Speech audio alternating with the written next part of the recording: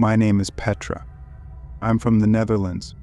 Years ago, I worked in a home for older people as a nurse. I had the night shift. We were drinking coffee on the second floor when all of a sudden we heard a loud bang, so we thought a client had fallen. We decided that I would take the second floor and my colleague would take the first. Maybe we could find out what happened. While my colleague walked down the stairs, I looked at the monitor on the second floor and saw someone in the department on the ground floor. He was inside the closed apartment. You could walk in there, but you needed a code to get out. People with dementia lived there. We watched for a while, and the guy was stuck, he couldn't get out. We decided to go inside a room on the second floor of one of our clients because you needed a special key to go inside, so we thought that was safer. We explained to her what was going on. She was perfectly capable of understanding the situation, and of course we called 112.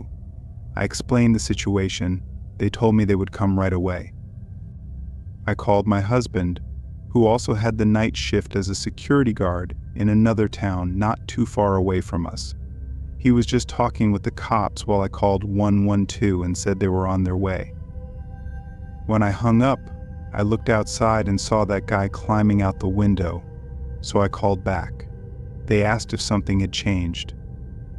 The police arrived, and we did a walk-through with them throughout the whole building. The guy broke the door in the kitchen. His stuff to break the door was there on the ground. Police couldn't really do much. I don't even know if they found the guy. Later that day, we heard that they were riding around the building 2 hours before the guy went in. The guy had walked all over the ground floor while we were having our coffee on the second floor. That's a pretty scary thought.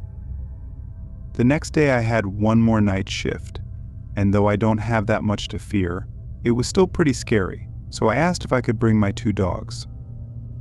We had 2 Rottweilers at the time, and they were actually okay with that, so I brought them with me the next night. Nothing happened. The dogs walked with me the whole night, and of course I let them outside now and then to do their thing. The other night, 2 other colleagues had the night shift, and guess what? They came back. They had robbed the safe. I always thought that the guy we had was just to look around and see if he could get away, but they had planned to come back for the safe the next night. But I'm guessing the 2 Rottweilers scared them off. I wouldn't go inside if there were 2 dogs like that either if I didn't know them. Later on, I always brought my dogs if I ever did the night shift over there. Most colleagues would be happy if they worked with me because they felt safe with the dogs, and so did I. The funny thing was that the dogs knew the round that we always walked. After a few times, I didn't even put their leash on, they just knew. If we needed to help a client, they just waited in the hallway until I was done. A few clients knew it because I told them, knowing that they love dogs, so when they needed our help, the dogs went with us in their apartment. Both the dogs and clients loved that. In my own personal experience, Rottweilers are known as friendly, but don't mess with them or the people they love, then they'll change. No other weird things happened after that.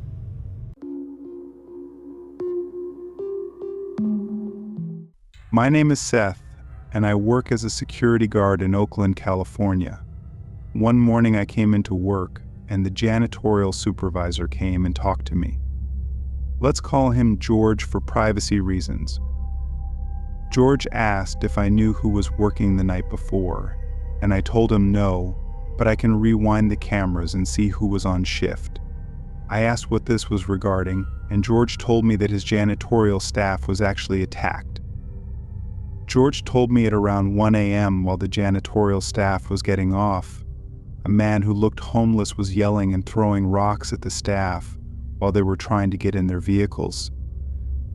The majority of the janitorial staff on the night shift are all women, and their vehicles are parked right in front of the building that we guards watch over, so we can see pretty much everything outside, and whatever we can't, the camera can catch it. So when George told me what happened, I told him that I would look into it and then write an accident report on it. Once George walked away, I started rewinding the cameras. I rewound the cameras an hour before the incident, and I saw my coworker sitting at the desk asleep, and the janitors still working. I sped the camera until I saw the janitorial staff banging on the door, and my coworker was still asleep.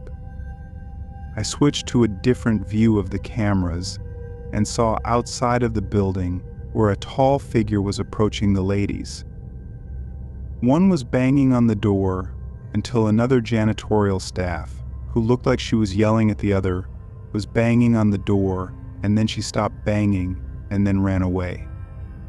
The tall figure came closer to view, and I saw that he was now throwing and yelling at the janitorial staff. The janitorial staff ran into their vehicles, and one by one started to speed off. I can still see on the cameras the homeless man screaming and tossing things at janitorial while they drove off. After I reviewed the cameras, I then wrote my report and called my boss right away. My boss was furious and then asked who was working at the desk that night and how come he didn't see it. I replied, "I don't know. That's why I called you to see if you know who was working on shift last night." He put me on hold and then took a look at the schedule. It was Mike. That guy always gives me problems, and he always calls off the one night that he should have called off. I wouldn't have minded if I could have got someone who was more responsible and then prevented this from happening. He told me. I let my boss know that I did a report on the incident and told him I'll talk to the janitorial staff to get more details.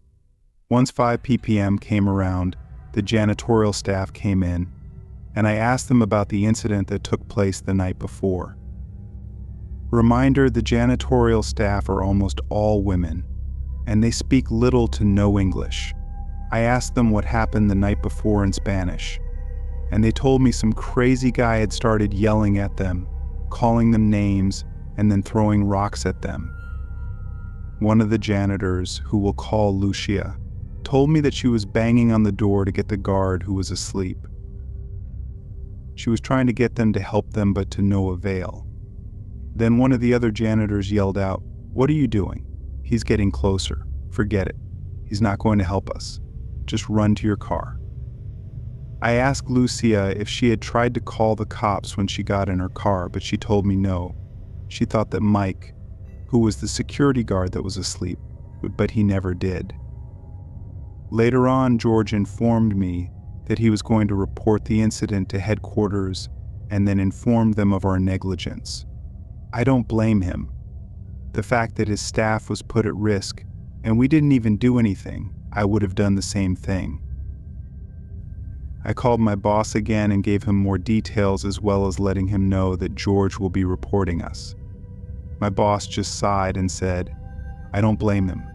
Whatever happens, happens. Our job is to observe and report, and that didn't happen last night." Thanks again, Seth.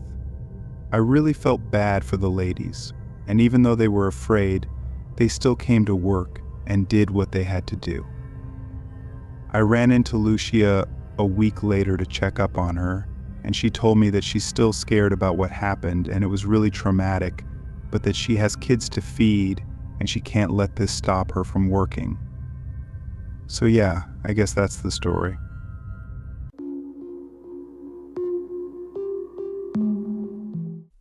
I was a security guard for an old building that the government used.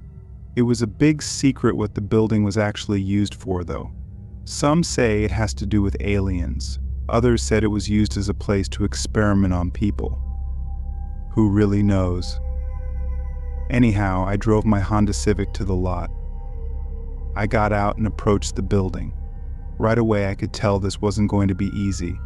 This building had something attached to it. I went from being okay with the job to now being frightened within seconds. I slowly approached the doorknob and then gave it a push. The door creaked open, leading to a dark, abandoned hallway. Papers were all over the floor, and desks were knocked over. As I walked inside the building, I got the sensation that I was being watched. Hello, I called out into the dark. I started to search the first floor, and then I made my way to the second floor. That's when I noticed a key on the ground.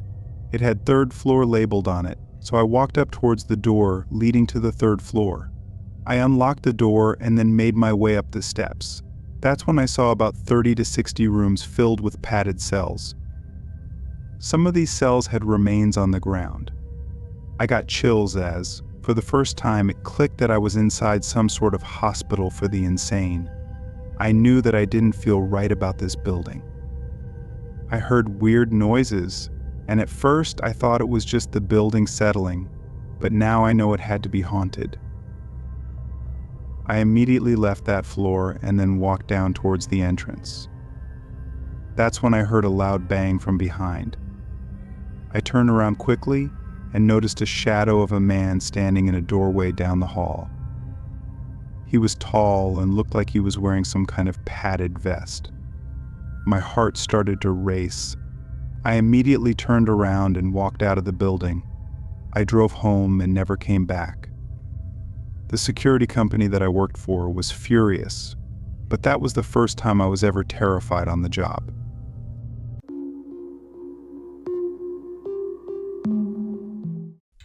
I worked as a security guard in Tucson at a hospital. It was one of the creepiest hospitals that I've ever worked at. I remember one night I was doing my rounds and then all of a sudden I heard a loud banging sound coming from the second floor. I took the elevator up to the second floor and walked out. It was pitch dark with only the lights flickering in the hallways. I walked down the hallway to where I thought the sound was coming from, and then I saw a door that was slightly opened. I pushed the door open and found nothing but a dark room. I turned the light on and then noticed a bunch of boxes stacked on top of each other. I assumed that it was probably just the boxes that fell, but then I heard another loud bang coming from the third floor. I ran up the stairs this time, and then stopped dead in my tracks when I saw a figure standing in the hallway. I called out to the person, but they didn't respond. I took my flashlight and shined it towards the figure, but there was nothing there. I assumed it was just my imagination and then walked towards the nurse's station. When I got there, the nurses were just standing around talking to each other. I asked them if they heard any loud noises, and they said no. I told them about what I saw, and they just looked at me like I was crazy. They told me that the third floor is where they keep all of the patients that are violent and that the doors are always locked. I asked them if there was anyone up there right now, and they said no. I got chills down my spine and then went back to my rounds. That night I couldn't shake the feeling that something was watching me. I finished my shift and then went home. I never experienced anything like that again, but that hospital always gave me the creeps.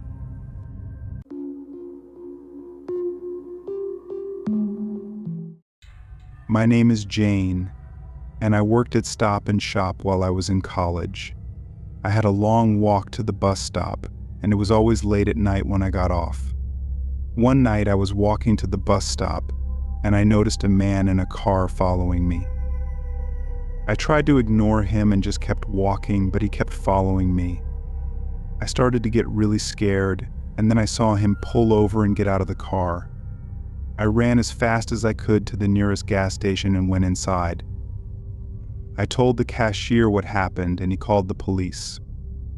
The police came and took a report, but the man was gone. They offered me a ride home and I accepted. After that, I always made sure to have someone walk with me to the bus stop, or I would call an Uber. That was one of the scariest moments of my life, and I'm just glad that I got away safely.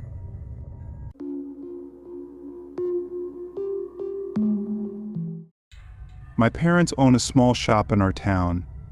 It's nothing special, just selling regular groceries and food from local businesses. They've been running it for over 20 years, and my dad took it very seriously, keeping the store open until 12 every night and sometimes even staying later. When I turned 16, I started helping out a few hours a week, and when I turned 18, I started working full-time while doing online college courses. This night was my dad's day off, and my mom was having some health issues at the time, so it was just me closing the store. It usually stays not so busy for the last few hours of the night, and there was never too much to stock either. Around 9, almost no customers were coming in. I think only 1 or 2 people came in, so I grabbed a sandwich from the fridge and took a quick lunch break. Of course, right when I did, someone walked in. I made my way back to the front desk and put the sandwich aside, waiting for the customer to finish shopping.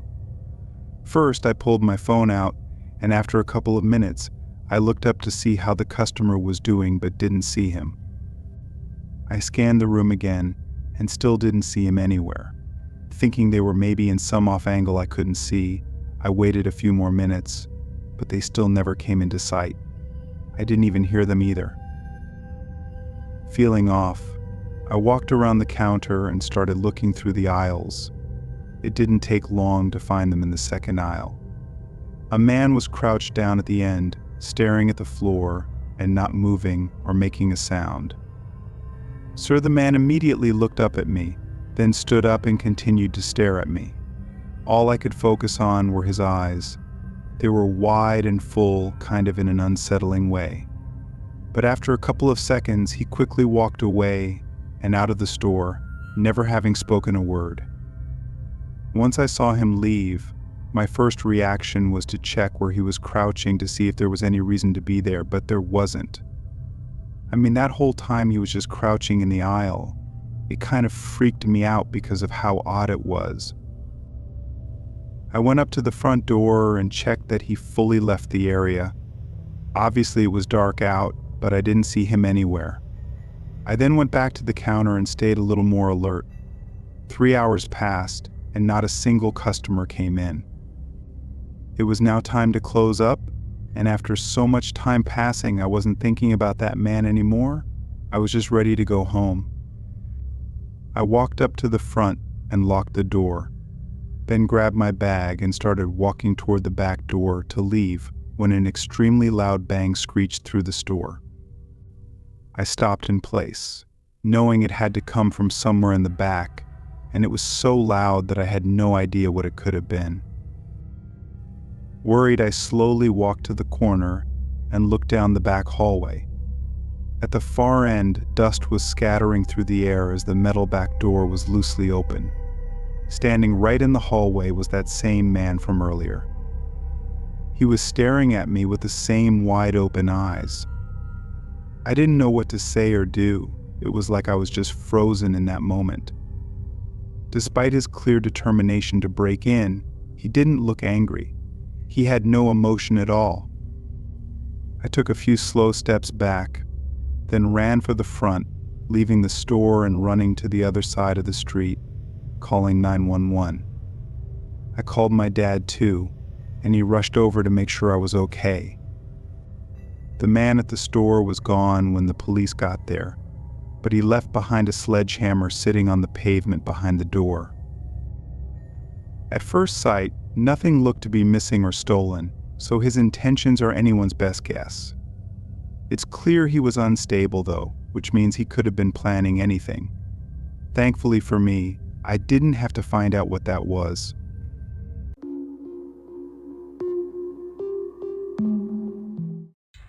I'm a warehouse worker for a small business in my city. I'd been in and out of jobs for a while, so this wasn't really a career or anything. I just did what I had to do every night, and that was it. Specifically, I had to unload pallets of shipments that came in and put everything in their designated places in the warehouse. Super simple job, and most of the time I just put in earbuds and listened to music while I did it. With the warehouse not being too big, very rarely would there be another person working overnight with me. That would only be on the holidays, but this night was just a regular night. I came in, counted the stock, then put my headphones in and started unloading the boxes from the shipments. I started at 10. It was probably sometime between 12 and 1 a.m. when a knock echoed through the building. I took my headphones out and listened, but didn't hear it anymore. The building was old and would creak and groan throughout the night, especially when it was windy outside, but what I thought I heard was clearly someone knocking. I walked down to the back of the building and looked around, then went to the front. I didn't see anything inside, so I opened the front door and looked outside. The parking lot was empty, and the night was still and quiet. I shut and locked the door, then went back to work, thinking I must have just misheard it. Being more cautious, though, I left my headphones out for a bit. 20-ish minutes went by before I heard something again. This wasn't a knock, though. It was more of a single thump coming from the front. I hurried down the hallway and up to the front portion of the warehouse. Nothing was there, no signs of anything wrong or anyone at the door. I knew what I heard this time, though, which is why I got kind of nervous. I stood in the middle of the room for a moment and just looked around, silently listening and looking for something, anything to be the cause of these noises. Standing there, I got a bad gut feeling, just that something wasn't good about this. I walked up to the front door and leaned on it to look out at the parking lot again, but as I put my weight on the door, it swung open with ease. I stumbled forward, not expecting it. It was almost as if the door wasn't locked or even latched at all, yet I had checked and locked it not even a half hour ago. I looked at the door, then saw the latch lying broken on the ground in front of me. My stomach tightened, and I felt my adrenaline suddenly spike. Not even a second later, I heard the faint sound of footsteps echoing from the dim hallway behind me. I quickly went out the door and into the parking lot, still in a dazed and unsure state. Once I was a good distance from the door, I turned around. Barely visible through the glass door, the shape of a figure walked up to the other side. They moved around for a moment, definitely looking at me, then they walked away. I called the cops as soon as I could and waited in the parking lot, but never saw any more movement in the building. When they arrived, they found that he'd left through the back door, and it seems like they couldn't figure out anything else to help solve the case. A few things showed up missing, but nothing substantial, and honestly, I think it was probably just from a wrong stock count. Regardless of if anything was stolen, to break the latch, he must have had some kind of tool or weapon, which only makes the whole thing more scary. They also moved the door back to look like it was closed, knowing it would keep me from figuring out what was going on. Maybe if I hadn't noticed the door was broken, I would have come face to face with whoever that man was, and I have no way of knowing how that would have turned out. Although unlikely, I couldn't shake the feeling that he was coming after me for some reason, so I've since left that job and moved on, hoping I don't run into him again.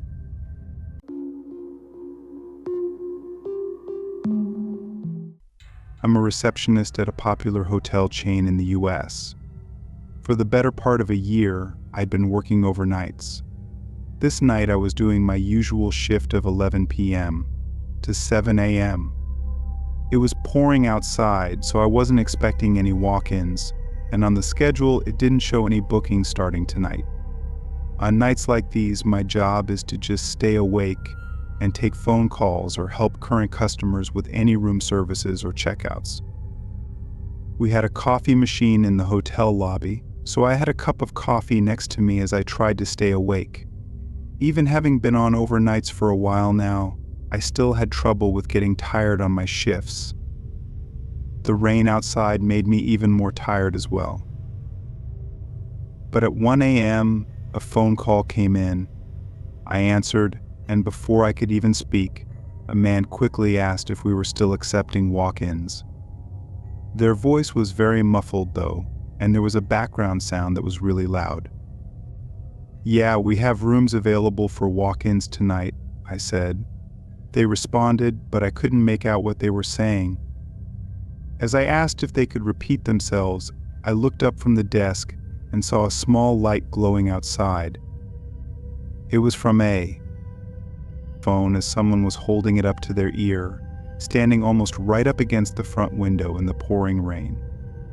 Knowing it had to be the man I was talking to, I was about to wave to them, but something about this made me feel uneasy. so I decided to pretend like I didn't see him. A moment later, though, he ended the phone call. I saw the lights turn off outside and the outline of the man moving toward the entrance. The doors opened, and the man walked through the hotel lobby, dragging water across the floor. He came up to the counter and bluntly asked for a room. He was fully soaked and had water dripping from his hair, yet his face showed nothing but exhaustion. I don't know if I'd ever seen someone look so sleep-deprived.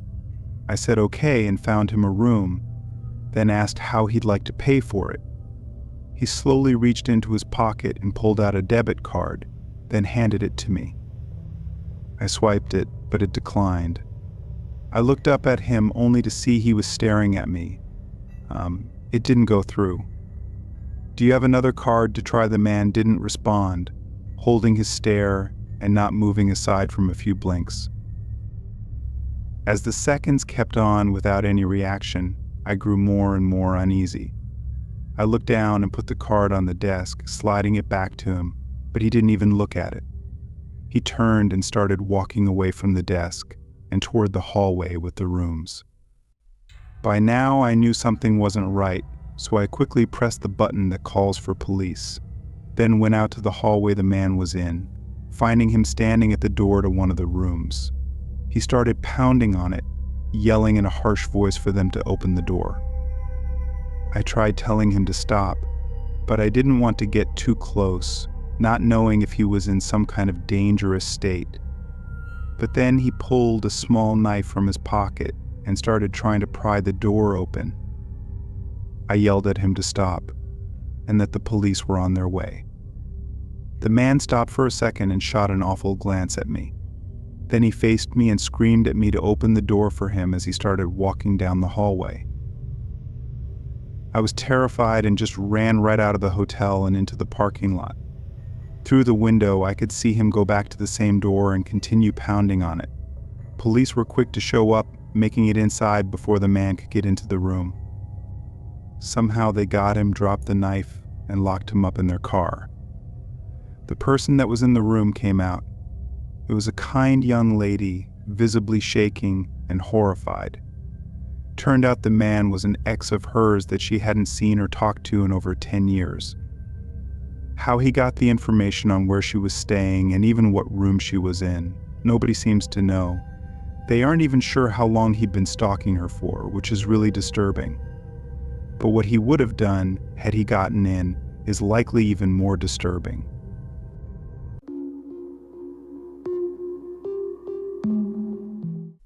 I used to work at a video store in Los Angeles in the 90s. We had quite a few celebrity customers, even a few porn stars too. It was a wacky work environment that could feel pretty unsafe at times, but that unpredictability was half of the allure. I honestly loved the job and the crazy, unhinged customers that came with it. There was a porn star that would come in frequently. I'll call her T, whose visits I would absolutely dread. She only seemed to come in when I was working alone. She would always ask me the same question: which of my movies do you carry?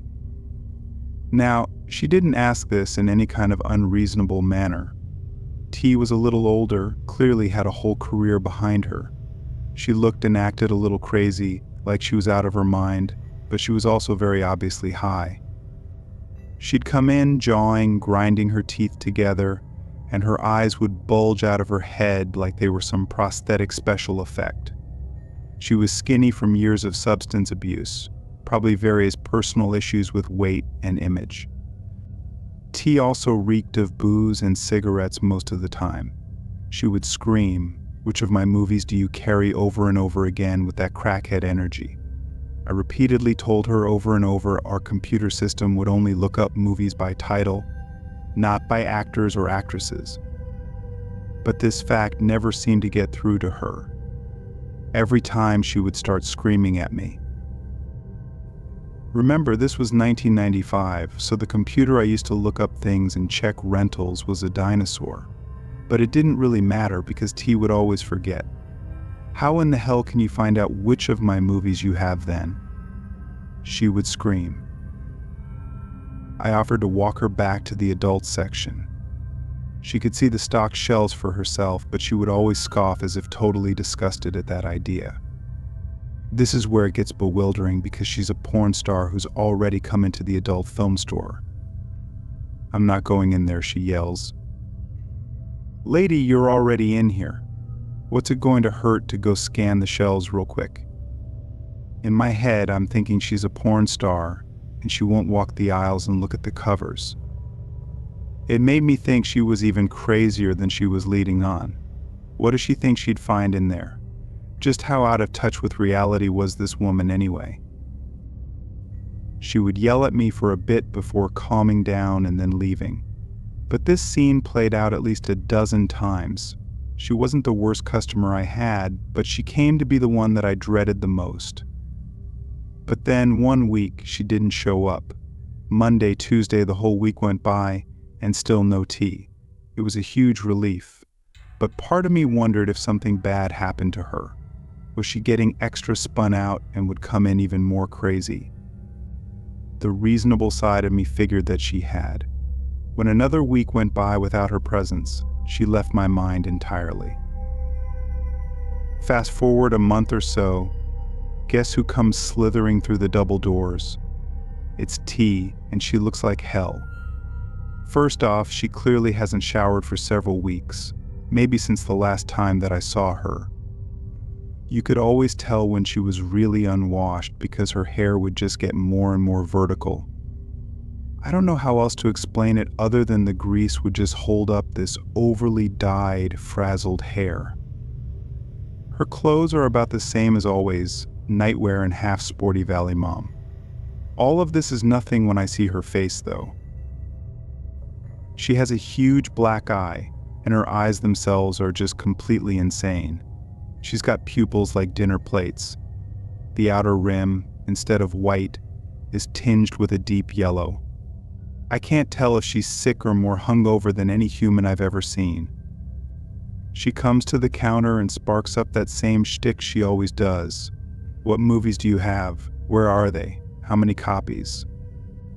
I try to be a little personal and say, "Hey T, it's been a while since I've seen you." We still don't have an updated system that allows me to search those specifics. I can show you the shows that might help you though. I'll never forget the look she gave me. Just this faraway nod, half smile with her mouth all jittery. She asked me if I was sure, which I said yes. Then she started backing up towards the exit. Unsure of what was going on, I figured she was in the middle of an episode. She'd see herself out, probably disappear for another few weeks. I'd heard of mentally ill people being stuck in loops of behavior. Maybe visiting the video store was part of her loop. Boy, how wrong was I though. The door opens, not 30 seconds later, and a big, tall, sharp-dressed guy strolls in. I extend a welcome but hesitate. This guy looks pissed. He's storming right up to the counter. I ask if there's anything I can help him with. He sets his hands on the countertop, and they're bling-studded with all kinds of gold and silver, crusted diamonds in between them. He calmly explains that I'm the problem, and that he's here as a solution. I start to come back with something about how I'm just at work, just an employee here. If he wants the cash in the register or the pornos in the back, he can have them. The guy laughs at me, shakes his head, then explains that I'm just upset his friend who was just in here. Oh, you've got to be kidding me. The crazy, cracked-out porn star who's been pestering me for months somehow secured backup. I tell him that I don't know her at all. She's just a needy customer who wants to find her films. There's not an easy way for me to do that, so she'll just have to look over the titles herself. This guy cuts me off with the wave of his hand, says he knows. He's heard every word. He's heard it so many times that he feels like it's happening to him, and now he needs to get involved. It turns out T was pretty much what I pegged her for. This guy was clearly gang or drug related, maybe even a kingpin. He acted like he was T's handler, almost like a pimp or something. She was so old, there was no way he had her tricking. I mean, I guess there's a market for anything, but I got more of the vibe that he had a relationship with her and for himself. Whatever the case, it's now my problem. I'm looking up at this Coke machine of a man, deciding if I should hit the security button. This is just a video store, so part of me didn't even think that would work. But it was down at the other end of the counter, and if I moved, this guy was going to snatch me up for sure. He states T's full name, then her stage name. They were similar, probably more similar than you'd want them to be. I realized then that T was probably pretty easy to look up in the phone book if you were clever enough.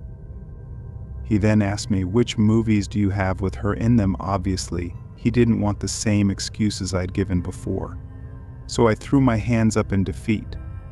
I logged into the computer beside me, pulled up the inventory list of the entire store, and started doing it the old-fashioned way. I jotted down a short list of titles that I recognized and just started from there. It took me almost an hour to find every single tape, constantly double-checking the shelves and discount racks for hidden copies.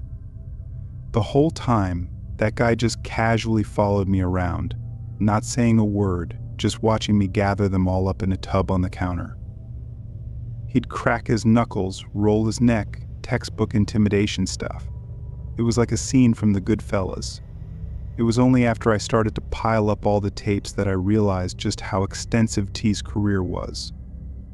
She was a mainstream actress for like 20 years from what I could tell, and had been produced by some of the bigger studios throughout the decades. It occurred to me that this crackhead burnout probably still received checks for some of this stuff. Now the guy behind me made sense. As I said, I did it. That was it. I told him it'd take me a minute to wring them all out. He asked what I meant by that. I said a charge for all the films. I explained I couldn't just let 80 or 90 tapes disappear from our store. The guy picks up the bin of movies with one arm, slides a pistol out of his waistband with the other, looks me up and down, sets the barrel on the counter, then asks me if we're good. I just nod with a sigh, tell him to take care. I called my boss after I saw them leave the parking lot, who in turn told me to call the police. Both of them showed up 20 minutes later. The police took a statement and my boss filed a report of robbery, then fired me right there on the spot. I've thought a lot about that guy, who he was, and why they wanted those movies.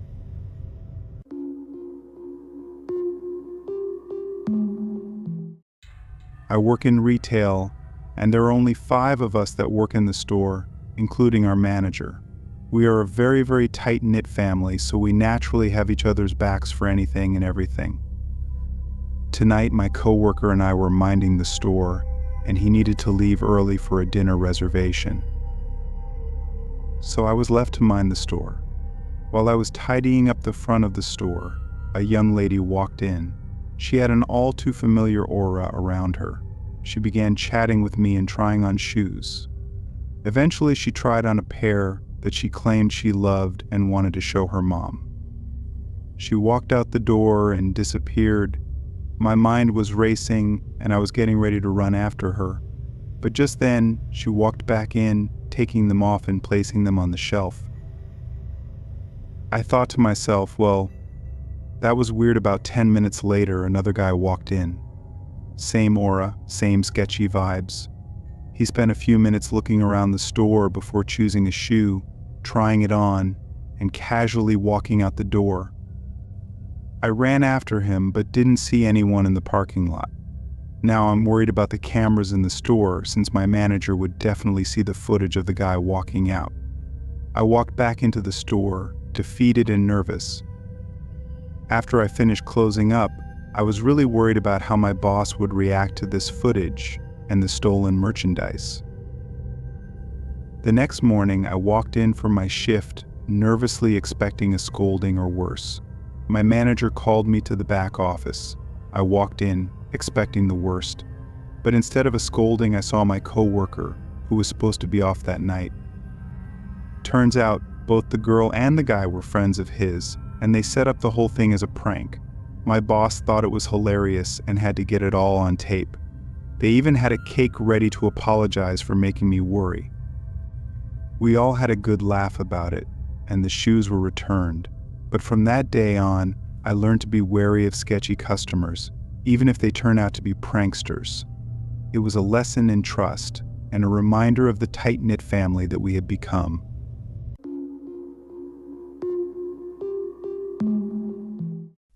About 2 years ago, I was working at a small bookshop in my hometown.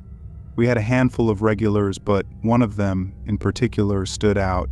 He was an older gentleman, probably in his late 70s, and he would come in almost every day without fail.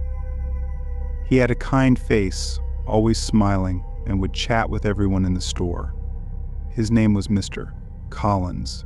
He loved to read mysteries and thrillers, and would often spend hours browsing through our shelves, looking for new books to devour. One day, Mr. Collins came in looking particularly frail. He moved slower than usual, and his smile seemed a bit forced. I asked if he was okay, and he assured me he was fine, just feeling a bit under the weather. He continued to browse the shelves, but it was clear he wasn't his usual self. As he was leaving, he handed me a small, wrapped package and asked me to keep it safe for him. He said he'd be back for it soon. Days turned into weeks, and Mr. Collins didn't return. I started to worry about him. I tried looking up his contact information in our system, but found nothing useful. One evening, a woman came into the shop. She introduced herself as Mr. Collins' daughter. She told me that her father had passed away shortly after his last visit to the store. She said he had spoken fondly of our little bookshop and the people who worked there. It broke my heart to hear the news, and I expressed my condolences. I remembered the package Mr. Collins had left with me and handed it to his daughter. She opened it right there in the shop. Inside was a beautifully bound journal filled with handwritten notes, thoughts, and reflections. There was also a letter addressed to me and my colleagues, thanking us for the kindness and friendship we had shown him.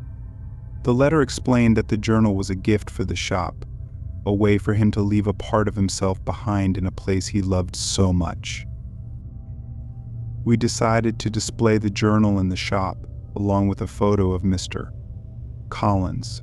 It became a tribute to a man who had touched all our lives in such a meaningful way.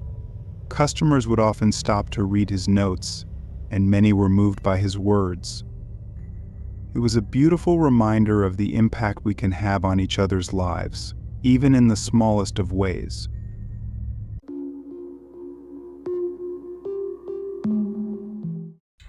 It was a hot summer day when I had my strangest experience at work. I was managing a small cafe in the heart of the city. We had our usual rush of customers in the morning, but the afternoon was typically quieter. I was behind the counter, preparing some pastries, when a man walked in. He was dressed in a long, dark coat, which was odd considering the heat outside. He also wore sunglasses and a hat, making it difficult to see his face. He approached the counter and asked for a black coffee. I couldn't help but notice how tense he seemed, constantly looking over his shoulder as if expecting someone to follow him. I handed him his coffee, and he took a seat in the corner of the cafe, far from the windows. His behavior was strange, but I tried to shrug it off and went back to my work. After a while, 2 men in suits entered the cafe.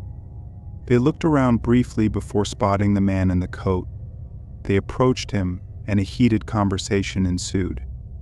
I couldn't hear what they were saying, but it was clear that something was very wrong. Suddenly, the man in the coat jumped up, knocking over his chair. The 2 men grabbed him, and a struggle broke out. I was frozen in place, unsure of what to do. The other customers in the cafe were just as startled. One of the men in suits pulled out a badge and identified himself as a federal agent. They managed to subdue the man in the coat and escorted him out of the cafe. The whole incident left everyone in the cafe in shock. Later, one of the agents returned to explain what had happened. It turned out the man in the coat was a fugitive on the run, and the agents had been tracking him for weeks. They apologized for the disturbance and assured us that we were never in any danger. It was a surreal experience, something out of a movie. After that day, I kept a closer eye on the customers who came into the cafe, always wondering if another fugitive might walk through the door.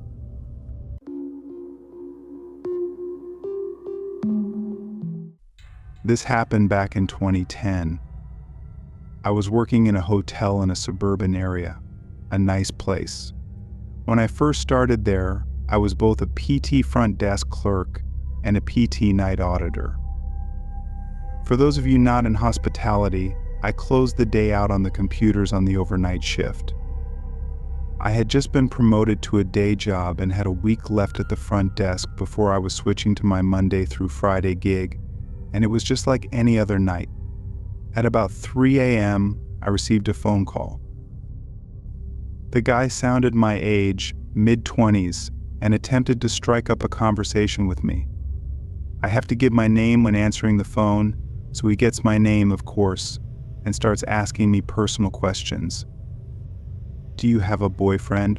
Would you want to go out for a drink, etc., which were harmless, but nevertheless, I tell him I'm hanging up as I had a job to do. He wouldn't give me a name. Instead, he said, "Why don't you call me John?" I hang up and finish my shift.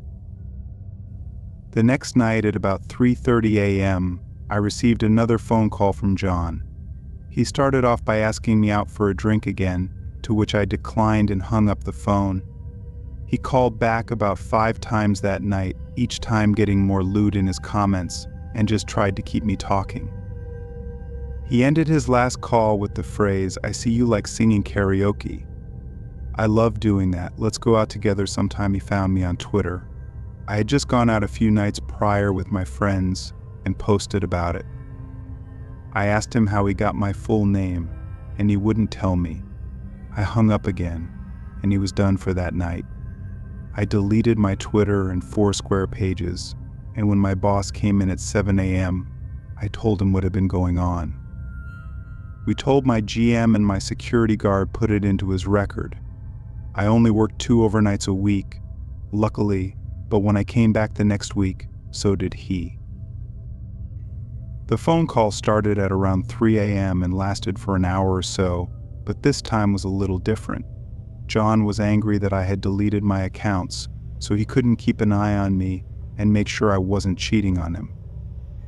I told him that I'm not answering the phone anymore. My security guard will be taking all of my calls going forward. The phone was quiet for about 10 seconds, and then he screamed, "You're going to be with me whether or not you like it. I'm coming for you," and hung up the phone.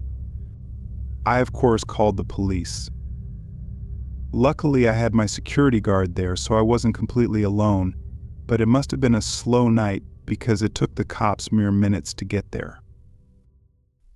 I called my night shift supervisor, who left at 11 p.m., and he managed to calm me down. One cop was nice enough to stay until my shift was done, and with that, I told my boss that even though I had a week left of overnights, I couldn't and wouldn't do it. Thankfully, they understood, and I moved to daytime hours as well as sent an email out to everyone telling them that anyone who called for me was sent directly to the GM. Thankfully, everything stopped after that, minus a few phone calls the security guy got for about the week. He told the guy that I had quit because of him, and the calls stopped.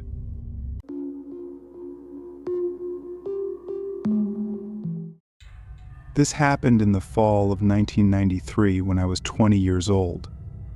In the interest of context, this was before I started college, and I was working in the material prep department of a plastics factory on the night shift. I was the only woman in the department, and my male coworkers were initially skeptical that I could handle the job, but I proved myself and earned their respect. It was hard work, but on the plus side, it also put me in the best shape of my life. It was also about this time that I dumped my abusive boyfriend. He was verbally, emotionally, and physically abusive, as well as an alcoholic. This fact, more than anything, is probably why I got myself into this situation in the first place. I had just gotten off of work, and it was about 1:30 a.m. My car was running on fumes, so I stopped at a local gas station to fill up. While I was pumping gas, a woman about my age approached me looking nervous and scared. She said that she had been at her boyfriend's house, and they had a fight. She walked up to the gas station to use the payphone and call a friend to pick her up. On her way to the station, a car pulled up as she was walking, and the guys inside started catcalling and harassing her. With a slight movement of her head, she indicated a car that was parked off to the side by the gas station dumpsters. I saw a large light green car, like a Caddy or a Lincoln, with at least 2 or 3 shadowy figures inside. She said they threatened her, and she was too scared to call her friend and wait. The woman was neat, well-dressed, and didn't seem high or drunk or anything like that. She just seemed really nervous and freaked out, so I didn't even hesitate. I finished pumping my gas and told her to hop in the car that I'd take her home. At that time on a weeknight there was little traffic, so I booked it right out of the gas station and asked her where she lived. She kept twisting around in the seat to see if the car was behind us, and when I asked her to put her seatbelt on, she ignored me and kept looking for the car. I assumed she was just scared. A few blocks down the road, however, I noticed she was looking around the car, and she started asking me about money. "Where's your purse? Where's your bag? I need money. You need to give me some money." My stomach sank. I have this woman in my car, and now she's going to rob me. But when I thought about it, robbery just didn't make much sense. I was driving a 1985 Chevette and was wearing my work clothes, a ratty t-shirt and jeans with combat boots. I did not look like a person with a lot of cash, primarily because I wasn't a person with a lot of cash. She twisted around in the seat again and started yelling, "There they are. There they are." She didn't sound scared anymore. I checked the rear view, and sure enough, the light green car was right behind me. She started cackling and bouncing up and down in the seat. She's laughing like crazy, opening the glove box, looking in the back for a bag or purse, telling me all the messed up things these guys are planning to do to me. Now, if I had been smart, I would have just driven to the police station. Actually, if I had been very smart, I would have called the cops from the gas station and waited with her until they arrived. That would have been the intelligent thing to do.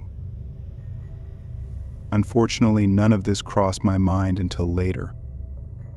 In the moment, I just got really angry.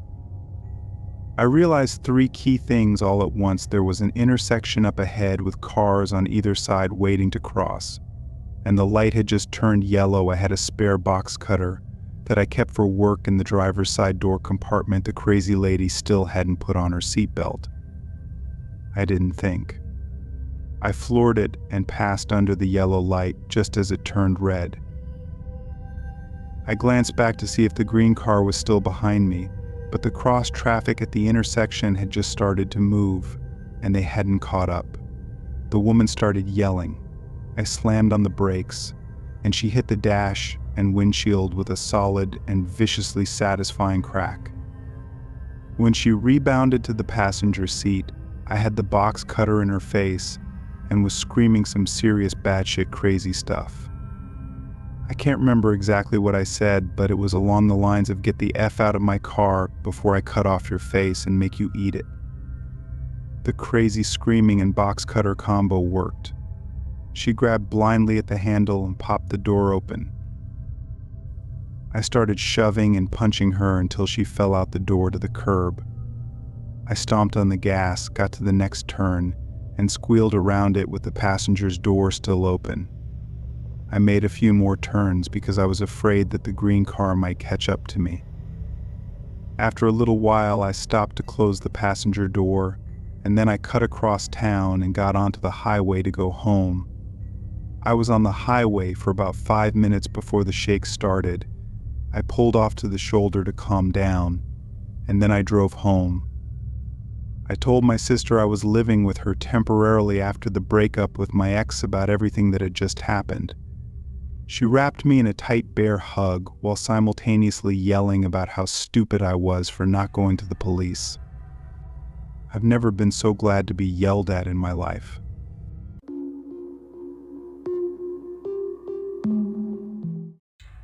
This happened in the summer of 2018. I was 18 years old and had just graduated from high school. I decided to take a year off before going to college and got a job as a waitress at a local diner. The diner was located in a small town, and we had a lot of regulars. One of the regulars was a middle-aged man who came in almost every day. He always sat at the counter and made small talk with the waitresses. He seemed harmless, and we all knew him by name. One day, he came in during my shift and sat at the counter as usual. He started talking to me about random things, and then he asked me if I had a boyfriend. I told him I did, and he seemed disappointed. He then started asking me more personal questions, like where I lived and what my plans were for the weekend. I was starting to feel uncomfortable, so I tried to change the subject, but he kept steering the conversation back to my personal life. After he left, I mentioned it to my manager, who told me to keep an eye on him. The next day, he came in again during my shift. This time, he didn't sit at the counter. Instead, he sat in one of the booths and just stared at me the whole time. Every time I looked in his direction, he was watching me. I was getting really creeped out, so I told my manager again. She said she would talk to him if he made me uncomfortable again. A few days later, I was walking to my car after my shift when I noticed the man standing by his car, which was parked next to mine. He smiled and said hello, but I didn't respond. I quickly got into my car and locked the doors. As I was backing out of the parking space, he walked up to my window and knocked on it. I rolled down the window a little bit and asked him what he wanted. He said he just wanted to talk to me and asked if I wanted to go for a drive with him. I told him no, and that I had to go home. He then asked if he could follow me home so we could talk there. I told him no again and drove off. I was really shaken up by the whole experience, and when I got home, I told my parents what had happened. They were furious and told me to quit my job immediately. I didn't want to quit because I needed the money, but I agreed to take a few days off. When I went back to work, my manager told me that the man had been coming in every day asking about me. She had told him that I wasn't working and that he should leave me alone. He eventually stopped coming in, but I was still really scared. I ended up quitting the job a few weeks later because I couldn't shake the feeling that he was still watching me. I never saw him again, but the experience left me paranoid and anxious for a long time.